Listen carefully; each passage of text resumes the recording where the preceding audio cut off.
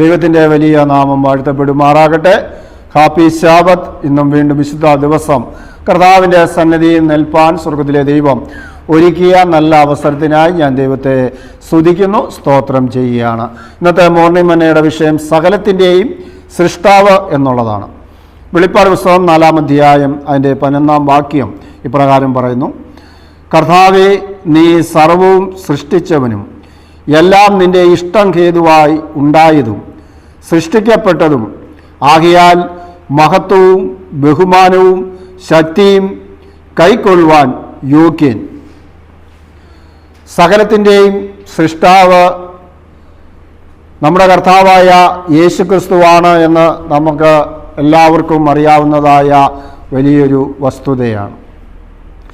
കർത്താവേ, നീ സർവവും സൃഷ്ടിച്ചവനായതുകൊണ്ട് എല്ലാം നിന്റെ ഇഷ്ടം ഹേതുവായി ഉണ്ടായതും ആയതുകൊണ്ട് സൃഷ്ടിക്കപ്പെട്ടതും ആകയാൽ ആ ദൈവത്തിന് മഹത്വവും ബഹുമാനവും സ്തോത്രവും ശക്തിയും കൈക്കൊള്ളുവാൻ യോഗ്യനായ ഏക വ്യക്തി എന്ന് പറയുന്നത് നമ്മുടെ കർത്താവായ യേശുക്രിസ്തു മാത്രമാണ്.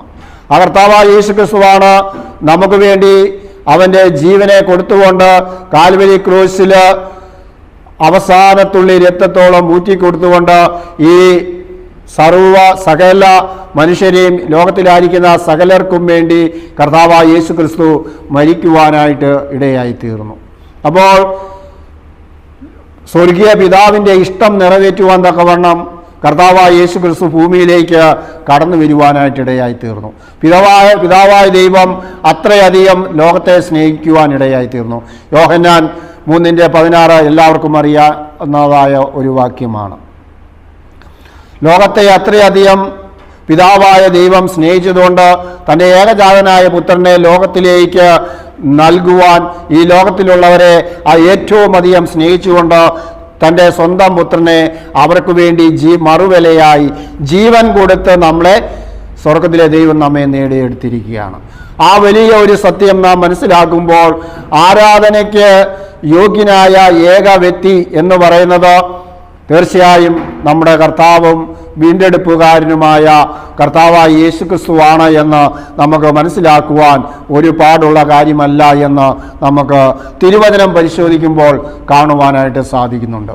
എന്നാൽ നാം ലോകത്തിലേക്ക് നോക്കുമ്പോൾ അനേക ദൈവങ്ങളെന്ന് അവകാശപ്പെടുന്നതായ മനുഷ്യ ദൈവങ്ങളുണ്ട്, വിഗ്രഹത്തെ ആരാധിക്കുന്നതായ പ്രിയപ്പെട്ടവരുണ്ട്, അല്ലെങ്കിൽ ചില കായികമായ താരങ്ങളെ ആരാധിക്കുന്നവരുണ്ട്, രാഷ്ട്രീയത്തിൽ പ്രവർത്തിക്കുന്നവരെ ആരാധിക്കുന്ന അനേകരുണ്ട്. അങ്ങനെ വിവിധ തലത്തിൽ മനുഷ്യർ തങ്ങളുടെ ആരാധനയും സ്തുതിയും മഹത്വവും മറ്റൊരു വ്യക്തിക്ക് വിട്ടുകൊടുക്കുന്നതായിട്ട് നമുക്ക് കാണുവാനായിട്ട് സാധിക്കുന്നുണ്ട്. എന്നാൽ ഈ ലോകത്തെ മുഴുവൻ സൃഷ്ടിച്ചവനായ 6 ദിവസം കൊണ്ട് സൃഷ്ടിച്ച് ആ പ്രവൃത്തികളൊക്കെയും നോക്കിയ ശേഷം എല്ലാം നല്ലതെന്ന് കണ്ട് 6-ാം ദിവസം മനുഷ്യനെ സൃഷ്ടിച്ച ദൈവത്തിൻ്റെ സാദൃശ്യത്തിലും രൂപത്തിലുമാണ് എന്ന് നമുക്ക് കാണുവാനായിട്ട് സാധിക്കുന്നുണ്ട്. അപ്പോൾ അത്രയധികം ദൈവം നമ്മെ സ്നേഹിച്ചതുകൊണ്ട് 7-ാം ദിവസം സ്വസ്ഥമായി ഇരുന്നു കൊണ്ട് ദൈവത്തെ ആരാധിക്കുവാനുള്ള വിശുദ്ധ ശബദാണ് എന്ന് അത് ഒക്കെ ഉൽപ്പത്തി പുസ്തകം 2-ാം അധ്യായം അതിൻ്റെ 1 മുതൽ 3 വരെയുള്ള വാക്യങ്ങൾ പരിശോധിക്കുമ്പോൾ നമുക്കവിടെ കാണുവാനായിട്ട് സാധിക്കുന്നുണ്ട്. അപ്പോൾ ഉൽപ്പത്തിയിൽ തന്നെ സ്വർഗത്തിലെ ദൈവം വിശുദ്ധ ശബദിനെ സ്ഥാപിച്ചുകൊണ്ട് ആ സ്വസ്ഥതയുടെ അനുഭവത്തിലേക്ക് നമ്മൾ ആയിരിക്കണം, 6 ദിവസം അധ്വാനിക്കണം എന്നുള്ളതും ദൈവത്തിൻ്റെ നിയമമാണ് എന്ന് നമുക്ക് കാണുവാനായിട്ട് സാധിക്കുന്നുണ്ട്. ലോകത്തിലായിരിക്കുന്ന സകല മനുഷ്യരും 6 ദിവസം അധ്വാനിച്ച് 7-ാം ദിവസം യഹോവയുടെ വിശുദ്ധ ശബദായിരിക്കുന്നു, അന്ന് വിശുദ്ധ സഭായോഗം കൂടണമെന്ന് ലേവ്യ പുസ്തകം 23-ാം അധ്യായം അതിൻ്റെ 3-ാം വാക്യത്തിൽ നമുക്ക് പരിശോധിക്കുമ്പോൾ കാണുവാനായിട്ട് സാധിക്കുന്നുണ്ട്. അപ്പോൾ യഹോവയായ ദൈവം സകല മനുഷ്യരോടും ആവശ്യപ്പെട്ടിരിക്കുന്നതായ കാര്യമാണ്. പുറപ്പാട് പുസ്തകം 20-ാം അധ്യായം അതിൻ്റെ 8-ാം വാക്യത്തിൽ മുതൽ 11-ാം വാക്യം വരെ വായിക്കുമ്പോൾ അത് 4-ാം കൽപ്പനയായിട്ട് വിശുദ്ധ ശബത്തിൽ നമ്മൾ എങ്ങനെ ആയിരിക്കണം എന്നുള്ളതിനെക്കുറിച്ച് അവിടെ നമുക്ക് കാണുവാനായിട്ട് സാധിക്കുന്നുണ്ട്. പ്രിയമുള്ളവരെ, നാം ഓരോരുത്തരും ദൈവത്തിൻ്റെ സന്നിധിയിൽ സകലത്തിൻ്റെയും സൃഷ്ടിതാവായ ആ ദൈവം പറഞ്ഞതായ ദൈവത്തിൻ്റെ 10 കൽപ്പനകളെ അനുസരിച്ചുകൊണ്ട് വിശുദ്ധ ജീവിതം നയിച്ച് മുന്നോട്ട് പോകുവാൻ സ്വർഗത്തിലെ ദൈവം ഇന്ന് നമ്മൾ സ്വസ്ഥതയുടെ അനുഭവത്തിൽ, സമാധാനത്തിൻ്റെ അനുഭവത്തിൽ ഇന്ന് യഹോവയ ഉണ്ടാക്കിയ ദിവസമായതുകൊണ്ട് നാം ദൈവത്തിൻ്റെ സന്നിധിയിൽ സന്തോഷിച്ച് ആനന്ദിക്കുക എന്ന അങ്ങയുടെ വചനപ്രകാരം ഇന്ന് വിശുദ്ധ സഭായോഗങ്ങളിൽ നാം ആയിരിക്കുമ്പോൾ ആ സ്വസ്ഥതയും സമാധാനവും സന്തോഷവും അനുഭവിച്ചുകൊണ്ട് നാം ദൈവത്തിൻ്റെ സന്നിധിയിൽ പ്രിയമുള്ളവരെ ആയിരിക്കുമ്പോൾ അങ്ങ് ദൈവത്തിൻ്റെ വചനം ഏറ്റെടുത്തുകൊണ്ട് അതും പ്രകാരം ജീവിക്കുന്നതായ നല്ല അനുഭവത്തിൽ, ആ സ്വസ്ഥതയുടെ അനുഭവത്തിൽ, ആ സമാധാനത്തിൻ്റെതായ അനുഭവത്തിൽ, സന്തോഷത്തിൻ്റെതായ അനുഭവത്തിൽ പ്രിയമുള്ളവരെ വിശുദ്ധ ശബത്തിൻ്റെ എല്ലാ അനുഗ്രഹങ്ങളെയും പ്രാപിപ്പാൻ തക്കവണ്ണം നാം ഒരുക്കമുള്ള മനസ്സുമായിട്ടാണോ വിശുദ്ധ സഭായോഗത്തിന് നാം കടന്നു വരുന്നത് എന്ന് സ്വയം പരിശോധിക്കേണ്ടത് ആവശ്യമാണ് എന്ന് നമുക്ക് കാണുവാനായിട്ട് ഇടയായിത്തീരുന്നുണ്ട്.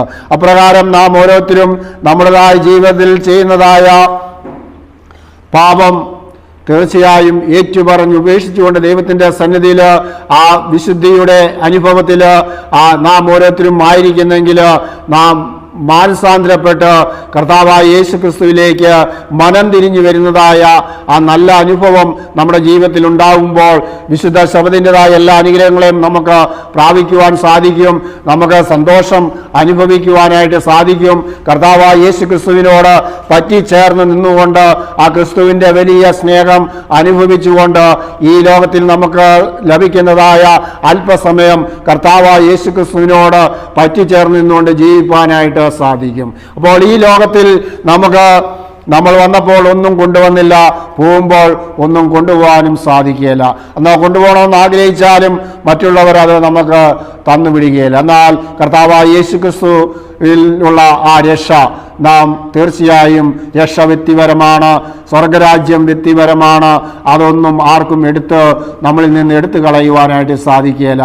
എന്നാൽ അത് പ്രാപിപ്പാൻ തക്കവണ്ണം ആ സ്വർഗത്തിലേക്ക് നമുക്ക് പ്രത്യാശയോടുകൂടെ കർത്താവായ യേശു ക്രിസ്തുവിന്റെ 2-ാം വരവെങ്കിൽ പോകുവാൻ തക്കവണ്ണം ഒരുക്കമുള്ളവരായി, കൽപ്പനകളെ അനുസരിക്കുന്നവരായി, ദൈവത്തിൻ്റെ ഇഷ്ടം ചെയ്യുന്നവരായി ഈ ലോകത്തിൽ നമ്മൾ ആയിരിക്കുമ്പോൾ സ്വർഗത്തിലെ ദൈവം നിശ്ചയമായും കർത്താവിൻ്റെ 2-ാം വരവെങ്കിൽ നമുക്ക് ആ ശബ്ദം കേൾക്കുവാനും വിശുദ്ധ ശബതടക്കം ദൈവത്തിൻ്റെ 10 കൽപ്പനകളെ വേണ്ടവണ്ണം അനുസരിച്ചുകൊണ്ട് ദൈവത്തിൻ്റെ കൃപ പ്രാപിച്ചവരായി, ദൈവത്തിൻ്റെ സ്നേഹം അനുഭവിച്ചുകൊണ്ട് മറ്റുള്ളവരെ സ്നേഹിക്കുന്നവരായി, മറ്റുള്ളവരെ കരുതുന്നവരായി, മറ്റുള്ളവരുടെ സ്നേഹം അനുഭവിച്ചുകൊണ്ട് നാം അവരെ സ്നേഹിച്ചുകൊണ്ട് നാം ഓരോരുത്തരും ആയിത്തീരുമ്പോൾ മറ്റുള്ളവർ എങ്ങനെ എന്നോട് ഇടപെടണമെന്ന് നാം ആഗ്രഹിക്കുന്നുവോ അതുപോലെ നിങ്ങളും അപ്രകാരം ചെയ്തുകൊണ്ട് ആ ക്രിസ്തുവിൻ്റെ സ്നേഹത്തെ നമുക്ക് പൂർണ്ണമാക്കുവാനായിട്ട് ഇടയായിത്തീരും.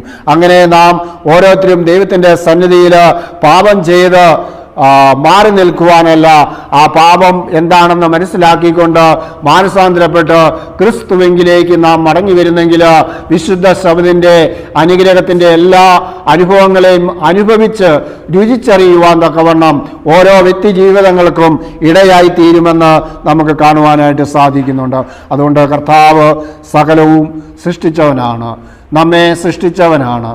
അപ്പോൾ തീർച്ചയായും ആ കർത്താവിന് മാത്രമുള്ളതാണ് നമ്മുടെ ആരാധനയും സ്തുതിയും സ്തോത്രവും ദൈവത്തിന് അർപ്പിച്ചുകൊണ്ട് നമ്മൾ ആയിരിക്കുന്നെങ്കിൽ നമുക്ക് വെളിപ്പാട് പുസ്തകം 4:11 പറയുന്ന വാക്യം പോലെ, കർത്താവേ നീ സർവവും സൃഷ്ടിച്ചവനും എല്ലാം നിന്റെ ഇഷ്ടം ഹേതുവായി ഉണ്ടായതും സൃഷ്ടിക്കപ്പെട്ടതുമാകിയാൽ മഹത്വവും ബഹുമാനവും ശക്തിയും കൈക്കൊള്ളുവാൻ യോഗ്യനായ കുഞ്ഞാടായ ആ കർത്താവായ യേശു ക്രിസ്തുവിൽ നമ്മൾ പൂർണ്ണമായി നമ്മെ സമർപ്പിക്കുന്നെങ്കിൽ നമ്മുടെ ആരാധന മറ്റുള്ള വിഗ്രഹങ്ങൾക്ക് വിട്ടുകൊടുക്കുവാനുള്ളതല്ല, ഈ ലോകത്തിലുള്ള മറ്റ് മനുഷ്യ ദൈവങ്ങൾക്ക് വിട്ടുകൊടുക്കുവാനുള്ളതല്ല, മറിച്ച് നമ്മുടെ നേതാക്കന്മാർക്ക് വിട്ടുകൊടുക്കുവാനുള്ളതല്ല.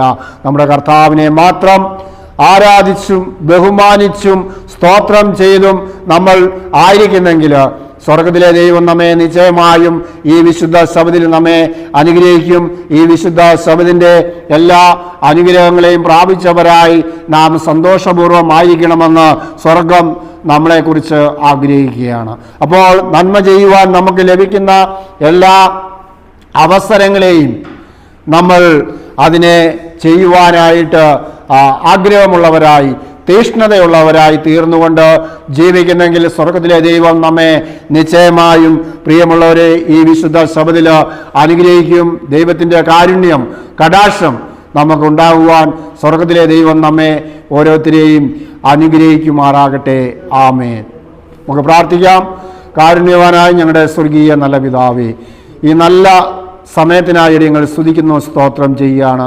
വിശുദ്ധ സഭയിൽ കർത്താവെ അങ്ങയുടെ അനുഗ്രഹം പ്രാപിച്ചവരായി, സന്തോഷം അനുഭവിക്കുന്നവരായി, ദൈവത്തിൻ്റെ കൃപ പ്രാപിച്ചവരായി നിൽപ്പാൻ സ്വർഗത്തിലെ ദൈവം കൃപ ചെയ്ത് അടിയങ്ങളെ ഓരോരുത്തരെയും അങ്ങ് അനുഗ്രഹിക്കുമാറാകണം. അടിയങ്ങൾക്ക് വേണ്ടി ജീവൻ വെച്ച യേശു ക്രിസ്തുവിൻ്റെ നാമത്തിൽ തന്നെ ആമേൻ. ഇന്ന് തിരുവചനം കേട്ട എല്ലാ പ്രിയപ്പെട്ടവരെയും സ്വർഗത്തിലെ ദൈവം അനുഗ്രഹിക്കുമാറാകട്ടെ. ആമേൻ.